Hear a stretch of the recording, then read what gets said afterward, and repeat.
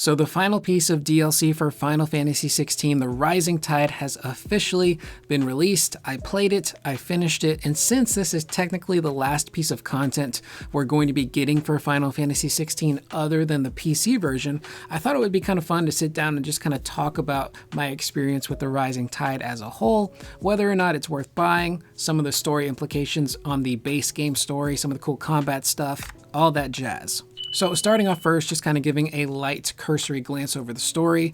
It starts off with Clive receiving a letter from a mysterious person who we later learn is a woman named Shula, asking for Clive's help to rescue the dominant of Leviathan. So you meet up with Shula, she takes you to the mysterious land of Mysidia, which is a land that is under a glamour, so it's hidden from the outside world, and thankfully it also doesn't have the really off-putting purple Primogenesis skies. It's got these big, beautiful, blue, crystal clear skies, and the land of Mysidia just is a reminder of how beautiful 16 is as a game. The environment is gorgeous, the grass, the foliage, the water effects, the mountains, all of it looks really, really great. Now you get to Mysidia and it turns out the dominant of Leviathan is a baby. This tiny little newborn has essentially been born, and its powers of Leviathan have awoken. And of course, since it's a baby, it doesn't know what it's doing. It's scared, it's confused, it's completely out of control. So Shula's ancestors end up freezing the baby in the space that the baby is in time, preventing any further damage to the land of Mysidia and its inhabitants. But Shula essentially wants to try and find a way to save this kid, which is why she's asking for Clive's help. So you find the baby, and Clive realizes, oh, it's the dominant of Leviathan. I think I can help this kid take the power and try to give this kid as normal of a life as possible, which is like the setup for the story essentially. Now, the story of The Rising Tide isn't bad per se. I definitely think there's some moments here worth the $20 investment, but it does feel a tiny bit underwhelming. And I guess after watching the PAX panel they did to promote this piece of DLC, I was expecting a little bit more in the way of the story, its implications on Clive, and even a character like Jill, who they said would have a little bit more of an opportunity to shine in this DLC. Unfortunately, that's not the case. She kind of still plays the same role in this DLC as she did in the main game, so she doesn't really get a lot to do. And then there's also the tease they had at the PAX panel of, oh, well, now Clive has all of the icons. Could things play out differently? We'll get to that a little bit later in terms of story implications, but I guess I was just expecting a little bit more, especially since this is the send-off for Final Fantasy XVI. After this DLC comes out, there's the PC version, and then that's it. We're saying goodbye to this world. Now, as for the length of this DLC, they were saying it was going to come in around 10 hours. Now, I didn't track how long it took me to beat the DLC, but it definitely didn't take me 10 hours. I think it felt somewhere close to 6 to 8. But as far as like the base stuff goes, if you've seen any of my videos in the past talking about Final Fantasy XVI, you'll know that I really did not enjoy the side quests. I thought they were super repetitive. I didn't like how they were paced out, and I think there was just way too many of them, and they were just not varied enough. Oddly enough, the side quests in The Rising Tide, I didn't mind. And I think that has to do with the fact that they're well paced. There's not a ton of them, and not all of them are basically go here, grab an item, and then go back. A lot of them have to do with the game's combat, which I think is where the game really shines. It's got some really fun, incredible, addictive combat that once you finally get your combat legs back underneath you, like I did, since I hadn't played since the Echoes of the Fallen DLC, like back in December of 2023, once I got my combat legs back under me, combat was so much fun, and I remembered, just how good the system actually is, and the muscle memory kicked in, and I had a ton of fun with all of that stuff. But the side quests too actually serve purpose. Since they're relegated to the land of Mysidia, they really do a good job of building up the land itself and learning more about the people and its backstory. For example, the first side quest you get is literally a woman asking you to go pick flowers. And when that happened, I put the controller down and had a really good laugh, because so many of the side quests in the base game are basically go pick this flower, go grab this ingredient. So that gave me a good laugh. But thankfully, you literally walk like 30 to 40 40 feet away from her, you get the flowers, and that's literally the end of the side quest. But you learn about the flowers themselves and what they mean to the people of Mysidia. So they do a really good job giving the side quest purpose. And a lot of them have actual function. You finish one side quest and you unlock the blacksmith for Mysidia. You do another one, you unlock the item shop. You do a third one and you unlock the ability to bring ambrosia from Valisthea to Mysidia, so you can get around much easier. So the side quests actually serve purpose, and there's some really good character banter too between Clive and Shula and Joshua and even Jill that just kind of keeps the flow of just walking around and doing combat stuff and side quest stuff feel more impactful and more interesting in my opinion. Now, combat. You're probably wondering what kind of new combat stuff is in the Rising Tide DLC. Well, there's some boss battles, which are pretty awesome, and then you get 2 hunt battles. Starting off first with the boss battles, I actually thought they were pretty challenging. Now, I don't know if it's because they're definitely really hard or if it's because I've spent so much time away from 16 and I kind of had to get reacclimated with the controls and the difficulty and how that all worked out, but I feel like it's probably more of the former. I think they really took a lot of the criticism people had of the base game of 16 maybe being a little too easy, and they cranked up the difficulty on the Rising Tide. You can argue maybe they cranked it up just a smidge too hard in one section of the DLC. Now, again, the combat in this one with the boss battles is pretty challenging, starting off first with a character like the Timekeeper, who is this really fast, armored up guy who has ties to Shiva, so he's got the ability to freeze things and use ice attacks, but he hits like a train. You get hit by this guy, you're going to lose a lot of health, you're going to get stunned, and he's also super fast, which doesn't help you. But by the time I got to the end of that boss battle, I did beat it on my first try, but my health was super low. I think I had used all of my potions, so he definitely put up a massive fight. You also get 2 extra hunt battles in this DLC, the first one being the Tonberry King, and the second one being Thalos, or Talos, I don't remember how it was pronounced, but the Tonberry King was a lot of fun, and you get introduced to the Tonberries in general in the world of 16 with this DLC, and they're slightly bigger than the average Tonberry you would see in previous Final Fantasy games, and they're referred to as Beastmen. They don't look quite as scary, which I think is kind of the point of a Tonberry. A Tonberry in the OG games is supposed to be this tiny, cute creature that could murk you in a second if you're not careful. But the Tonberries in this game look a little silly because they're a little taller than the average Tonberry, so you can see their cankles, their massive heads, and they're not really all that hard to fight. The regular ones anyway, they're kind of like part of the trash mob, so you can take them out relatively fast. But the Tonberry King himself, he hits hard as well.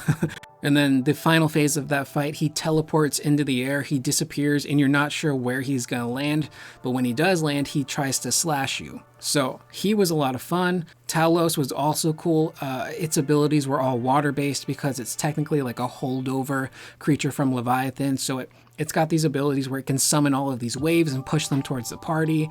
You can dodge those or get hit by them. It's got some really cool AoE water type effects that are kind of reminiscent of Leviathan. So all in all, the hunt battles, which were my favorite part of 16 in the base game, were a lot of fun in the Rising Tide. And of course, anytime I get to hear no risk, no reward, it's a good time.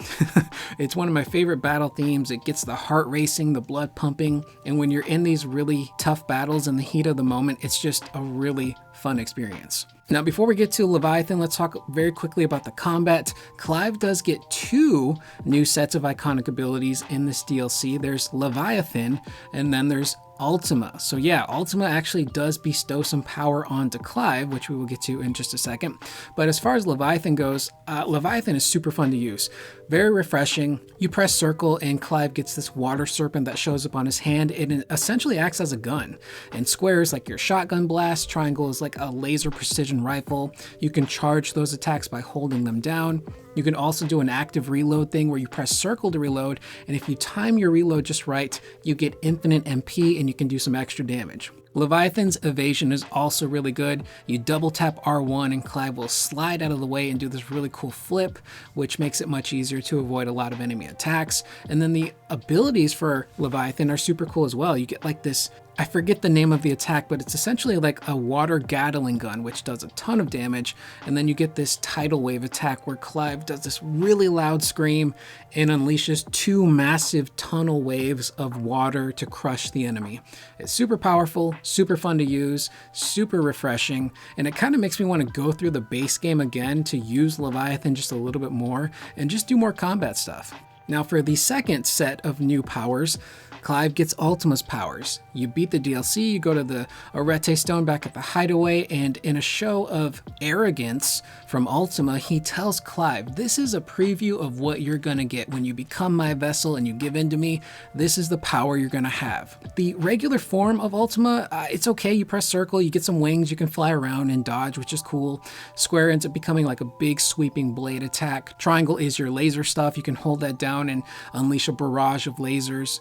But its iconic abilities are probably the strongest in the game. And I'm forgetting some of the names, but the ultimate attack is essentially this massive blast of fire and energy that can wipe out groups of enemies in a flash. And they're all pretty much AoE centric, so if you're surrounded by a lot of enemies, this is a moveset that will come in handy and really wipe away a lot of those guys and make things a little easier. Now, getting to Leviathan as a boss, Leviathan was pretty challenging. I died a few times, and there's one specific reason, but just kind of start off, Leviathan hits like a truck, like just about everything else does in this DLC. One hit from Leviathan takes away like 25% of your health.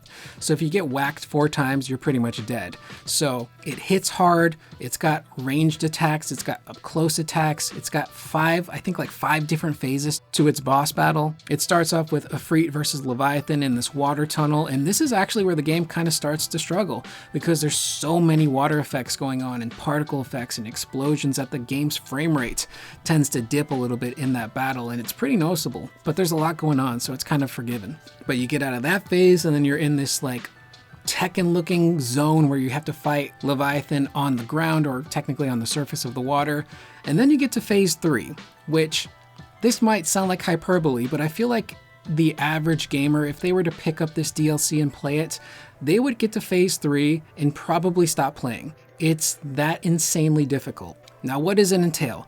Leviathan essentially summons a barrier to protect itself while it casts Tsunami, or at least gets ready to cast Tsunami. And it becomes a DPS race, so you have to break this barrier as fast as possible. And they don't really give you a lot of wiggle room to do so. If you mess up even once, you're dead. You gotta start the thing over to try and destroy this barrier. So this DPS check is pretty challenging, and if you don't do it just right, it can be frustrating because you have to utilize every single mechanic you've learned in the game when it comes to the combat to destroy the barrier as quickly as possible. That means doing the afterburn stuff, which is square, triangle, square, triangle, square, triangle, to maximize your damage. Using your brimstone and spitfire abilities the moment you get them to do as much damage as possible. It's pretty challenging, and I died a few times at that moment because I wasn't quite sure what I was doing wrong. And I think they maybe cranked the difficulty up just a smidge too much for that section. I think maybe giving the player some extra leeway with the time would have been nice. Maybe even like 4 or 5 extra seconds could have made a difference. But once you get past that, it's still difficult, but it's doable. You just really got to slow down, watch Leviathan, time your evasions, and maximize as much damage as possible, and then you can beat Leviathan. But it is still a very challenging fight. So all in all, the combat stuff was super fun, really refreshing. I had a blast with it. Now, in terms of how this DLC does or doesn't affect 16, unfortunately, it has zero effect on the game's story. And despite some of the teases from the developers at that PAX panel I mentioned earlier, Clive having all of the icons does nothing to the story. It's not even referenced later on, unfortunately. It's literally its own self-contained piece of DLC that you could consider to be non-canon because it does not affect the game's ending whatsoever. There's no mention of Leviathan at the end of the game. Ultima doesn't even make mention of the fact that he gave Clive some of his powers. It's very much taking place in its own world and doesn't acknowledge the main story, and the main story doesn't acknowledge the DLC, which makes sense because the main scenario for the first game was written, and then I'm assuming sometime after they did the scenario for all of the DLC stuff. So it can be really difficult to try and fit new story stuff within pre-existing story stuff from the base game. And on one hand, that makes sense. The last thing you want to do is tell people, hey, we changed the ending to 16. We have the official true ending, but you're going to have to buy it because it's locked behind DLC. That's not a business practice you want to do. You would upset a lot of people, and the people that played the base game that didn't want to play the DLC, now they're like, well, there's a new ending. I might not get to experience it. So you don't want to turn people off with that. But also, I think it makes sense that it doesn't affect the game's ending because there's a conversation between Clive and Joshua in this DLC where Clive talks about why didn't Ultima lead me to Leviathan earlier if the whole purpose was for me to gain power and collect these icons. And Joshua, says a few things, but he amounts to basically saying, maybe Ultima viewed Leviathan as being a surplus of power, meaning it was just extra. Clive didn't really need it. And it's been a while since I played the base game, but if I remember correctly, the story didn't technically revolve around whether or not Clive was a complete or incomplete vessel for Ultima. Ultima just needed him to reach a certain point to be strong enough to cast that spell. So I guess the easiest way to put it is Clive is like a battery, and acquiring all these different icons reached a certain capacity within that battery, and that's all Ultima needed from Clive. It doesn't matter if he had Leviathan, if he had Phoenix, if he had, a surplus of extra icons. Yeah, Clive would have been stronger, but it wouldn't have made a difference due to the spell that he was casting because the power of that spell was so potent that it wouldn't have made a difference how strong Clive was. No one was going to survive casting that spell. But it still would have been nice to have some new lines of dialogue. Maybe Ultima acknowledges, hey, I gave you some power, let's see what you can do with that. Or maybe Clive and Ultima pull out the Leviathan stuff and do battle that way, because there really is that cool sequence of events where they're pulling out different iconic abilities against each other at the end of the game, which was really cool. But overall, it has zero effect on the story, and that kind of leads me to the point of, should you buy this? If you're somebody who loved 16, you couldn't get enough of it, yeah, you've probably already bought this and you've probably already beaten it. If you're someone who really liked the combat and enjoyed the challenge, I would probably recommend you do Echoes of the Fallen because that's a cheaper piece of DLC. That's $9.99, and the Rising Tide is $20. Asking someone to spend $20 on content that is close to 10 hours or somewhere in between 6 to 8 is kind of asking a lot, especially since the DLC itself does not affect the game's base story. So it's kind of a coin toss for some people. Some people might watch a playthrough of this and that's enough for them, but the diehards will most likely check this out. I had a pretty good time playing through this DLC. I enjoyed the pacing, I enjoyed all of the fights and the boss battles. The iconic abilities were super cool, so I definitely got my money's worth and I thought it was fun. But that is pretty much the video. I am Curious Corduroy. Let me know in the comments down below if you did buy the Rising Tide DLC. What did you think of it? I will see you guys in the next video. Please remember to always be excellent to one another.